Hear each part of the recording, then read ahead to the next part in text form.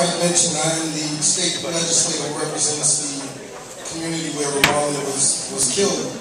And, you know, it's 9 months later, and this is still something that's very tough on me. When you represent a community, you try to get to know as many people in the community as possible. But for those that you have not yet encountered, a tragedy like this is the toughest way to get to know a family.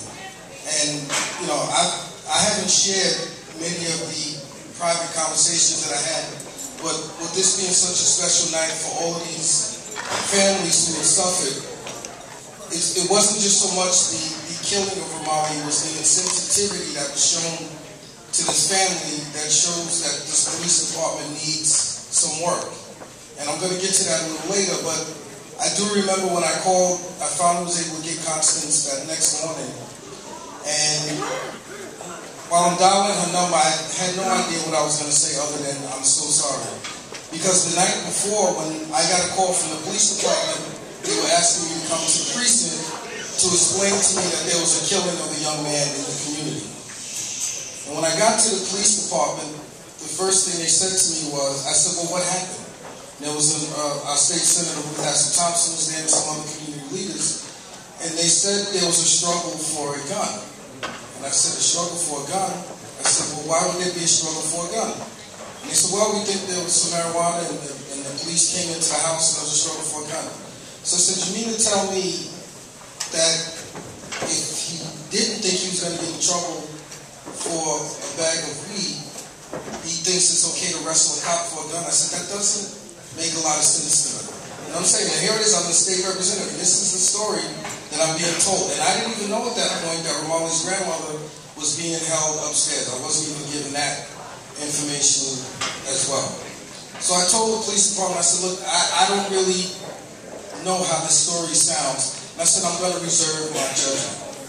And lo and behold, I spoke to Constance the next morning, and I'm trying to explain to her that I'm going to stay on top of the police department. In the midst of all of this, she says, Assemblyman, I don't even know where my son is.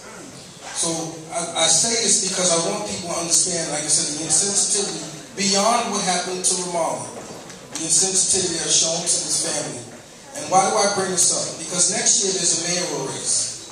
And this year's a key year as well. There are going to be two important pieces of legislation that are going to be before us. One is on Stop Frisk, and the other is on decriminalization of small amounts of marijuana. And why is that important? Because one of the ways that our young men get in trouble is when the police say to you, don't let me go in your pockets. And then our young men pull something out of their pockets in small amounts. And that's how they get you, because you're not supposed to be able to go into somebody's pockets. And if you pull it out, that's how they get around, don't let me go in your pockets. So the decriminalization of marijuana is key, and the legislation of Stop and Frisk is key. Now, why do I say about a mayoral race next year? Now, I'm also the Democratic chair of Bronx County, and I'm telling you that all of the mayoral candidates are going to come to me to ask the Bronx to support them for mayor. So for those of you who not only live in the Bronx but around the city, I want you to do me a favor.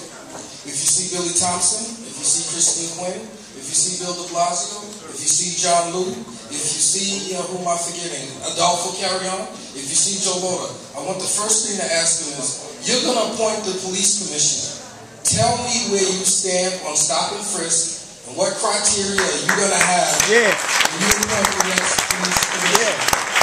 Because I think one of the most distressing things for elected officials is, I really do not like attending funerals, and I don't like attending funerals for young, black, and brown people.